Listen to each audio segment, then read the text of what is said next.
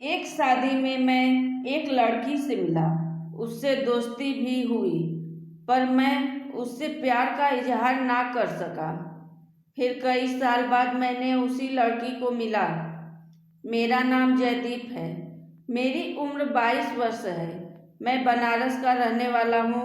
मैं शुरू से भाभीयों की तरह बहुत आकर्षित होता था और भाभीयों के फिगर को देखकर उनकी प्रशंसा करके उनको खुश कर देता था और उनको खुश देखकर ही अपना मन बहला लेता था। मैं जब 15 साल का था तब मैं अपनी बुआ के लड़के की शादी में गया था। वहाँ मुझे एक लड़की पसंद आ गई थी। उसका नाम जमुना था। मुझे जमुना से बात करने का मौका भी मिला, लेकिन उससे अपने दिल की बात नहीं कह सका। उसके बाद भी उससे फ़ोन पर बातचीत होती रही, लेकिन कभी कुछ कह नहीं पाया। अब जमुना की उम्र 21 वर्ष हो गई थी। फिर जब मैं ग्रेजुएट हो गया तो मैं पास ही एक गांव के स्कूल में पढ़ने लगा। साथ ही मैं पीजी की पढ़ाई भी कर रहा था। एक दिन स्कूल के बाद मैं किसी काम से उस गांव के बाजार में गया था। वहाँ मैंने उस लड़की को अपने पिता के साथ देखा। उसे देखकर मेरी हालत ऐसी हो गई कि मुझे काटो तो खून नहीं, क्योंकि मैंने देखा कि उस लड़की ने अपने गले में मंगलसूत्र पहन रखा था और मांग में सिंदूर लगाया हुआ था। जैसे ही मैंने उसे इस तरह देखा, समझो उस दिन से रातों को मुझे ठीक से नींद आना बंद हो गई। अब तो बस मुझे बार बार उस लड़की का ही ख्याल सताने लगा कि मेरी पसंद की लड़की ने किसी दूसरे के नाम का सिंदूर अपनी मांग में सजा रखा है। कुछ समय बाद मैंने किसी तरह अपने मन को समझाया और अपने काम में मन लगाने लगा। जैसे तैसे मैं अब अपने दिन काटने लगा। फिर एक दिन बातों बातों में मुझे पता चला कि उसके पति का और उसका झगड़ा हो गया है और वह रूठकर अपने पिता के घर आ गई है। अब उसने दोबारा पढ़ाई शुरू कर दी। तब मैंने सोचा कि अब मेरी लाइन क्लियर हो सकती है। मैंने उससे कहा, मैं तो तुम्हें शुरू से ही पसंद करता था, लेकिन कभी बोलने का मौका ही नहीं मिला। और जब उस दिन गांव में तुम्हें देखा तो तुम्हारी शादी हो चुकी थी। इसी वजह से तुमसे अपने दिल की बात नहीं कही। उसने कहा, तो अभी कौन सी देर हो गई है, अपने दिल की बात अब बोल दो। मैंने सोचा कि बेटा अब तेरा काम बन जाएगा, पर मैंने नखरे दिखाते हुए उससे कहा, अब तो तुम किसी और की हो चुकी हो, अब बोलकर क्या फायदा। जमुना ने कहा, हम दोनों तो अलग हो चुके हैं और तुम चाहो तो अब भी अपने दिल की बात बोल सकते हो। मैं चुप रहा। जब उसे लगा कि मैं नहीं बोलूँगा तो उसने कहा, चलो दोनों साथ में बोलते हैं। मैंने अपने प्यार का इजहार कर दिया और उसका मैसेज आया, आई लव यू। मैंने भी उसके आई लव यू का जवाब आई लव यू टू बोलकर दे दिया। इस तरह हमारी जमुना से धीरे धीरे रोमांटिक बातें होना शुरू हो गई और बाद में हम दोनों प्यार में मिलन की बातें भी करने लगे। जमुना अपनी तन की आग से बहुत परेशान थी, मगर मैं भी पूरा हरामी था। मुझे मालूम था कि इसके मन में मुझे पाने की बात छिपी है और ये खुद अपने मुंह से नहीं कहेगी। तब तक इसको तड़पने दूंगा। एक दिन बातों बातों में उसने मेरी मर्दाना ताकत पर सवाल उठा दिया। क्या तुम में दम है अपनी मर्दाना ताकत को साबित करने का?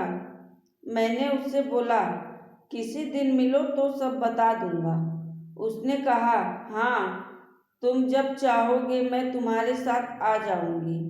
मैंने कहा, कहना सरल है पर करने में सबकी फट जाती है।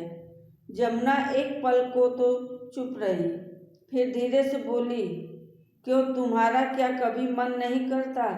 मुझे हंसी आ गई और मैंने कहा, तुम्हारा मन करता है तो तुम क्या करती हो? अब वह भी ठहाका मारकर हंसने लगी और बोली, तुमसे बातों में जीतना बड़ा मुश्किल है। तब मैंने कहा, हाँ, बातों में भी और उसमें भी। तो वो बोली, वो दिन भी बहुत जल्दी आएगा जब ये बात तय हो जाएगी कि मैं जीत सकती हूँ या नहीं। मैंने पूछा, अच्छा एक बात बताओ। जमुना बोली, क्या बात, पूछो तो बताऊँ। मैंने कहा, तुम मुझसे जीतना चाहती हो या हारना? वह चुप हो गई और धीरे से बोली, हारना चाहती हूँ। मैं चाहती हूँ कि तुम मुझे कली से फूल बनाकर रख दो। उसकी इतनी कामुक बात सुनकर मेरे तन में आग लग गई। मैंने कहा, हाँ, मैं भी तुम में समा जाना चाहता हूँ, लेकिन तुमसे हारना भी चाहता हूँ। वह बोली, कैसे हारना चाहते हो? मैंने कहा, तुम्हारे प्यार में हार जाना चाहता हूँ। जमुना बहुत खुश हुई। फिर हम दोनों ने काफ़ी देर तक बात करने के बाद फोन रख दिया। अब मेरे मन में तो जैसे लड्डू फूटने लग गए थे कि वह प्यार के लिए राजी हो गई है। प्यार करना तो मैं चाहता ही था, बस जरा उसे भड़का देना चाहता था ताकि वह सही से मेरा सम्मान करे। मैं उस दिन का इंतजार करने लगा जब मैं उसे पा सकूं।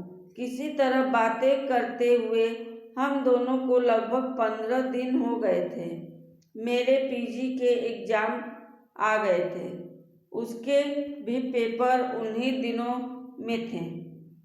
उसके और मेरे एग्ज़ाम का टाइम अलग अलग था, लेकिन हुआ ऐसा कि उसके और मेरे एग्ज़ाम के बीच में 1.5 घंटे का अंतर था। मैंने उससे कहा, तुम एग्ज़ाम देने मेरे साथ ही चलना। उसने हाँ बोल दिया। पहले मेरा एग्ज़ाम था और बाद में उसका। मैंने एग्ज़ाम के बाद उससे कहा, अब चले दम देखने। उसने झट से हाँ बोल दिया। मैंने पहले से ही अपने एक होटल वाले दोस्त से बात करके उसके होटल में रूम बुक कर लिया था। मैं जमुना को लेकर होटल पहुंच गया और रूम के अंदर जाकर मैंने उसे अपनी बाहों में भर लिया। उसने भी कोई विरोध नहीं किया। मुझे थोड़ा अटपटा लगा, शायद वह झिझक रही थी, पर हमारे रोमांच की शुरुआत हो गई। उसने एक भूरे रंग का कुर्ता और जीन्स पहन रखी थी। मैंने उसको ऊपर उठाया तो वो शर्माने लगी और बोलने लगी। फिर मैंने कहा, मुझसे किस बात की शर्म है? वह बोली, एग्ज़ाम के टाइम तक तो एक्सरसाइज पूरी कर ही लोगे। यह कहकर वह हंस दी। मैंने उसके बदन को चूमते हुए उसकी नाभि को चूमने लगा, जिससे वह सिहर उठी और उसको गुदगुदी होने लगी। उसकी हालत को देखकर मुझे थोड़ी शरारत करने का ख्याल आया और मैंने उसे गुदगुदी करना शुरू कर दिया। इससे वह मचल गई और मुझे गुदगुदी करने से रोकने लगी। फिर हम दोनों एक हो गए। उसके बाद हम दोनों ने अपने अपने कपड़े पहने और उसके एग्ज़ाम सेंटर पर पहुंच गए। उस दिन के बाद से मैंने उसे हर एग्ज़ाम में प्यार करने लगा। फिर कुछ दिनों बाद हम दोनों की नौकरी भी मिल गई। अब एक साथ काम करते हुए काफ़ी दिन बीत चुके थे। फिर हम दोनों ने तय कर लिए कि अब हम दोनों को शादी कर लेनी चाहिए। इस तरह हम दोनों की ज़िंदगी खुशियों से भर गई। दोस्तों, अगर आपको हमारी कहानी पसंद आए तो हमारे चैनल को सब्सक्राइब, लाइक व शेयर ज़रूर करें। धन्यवाद।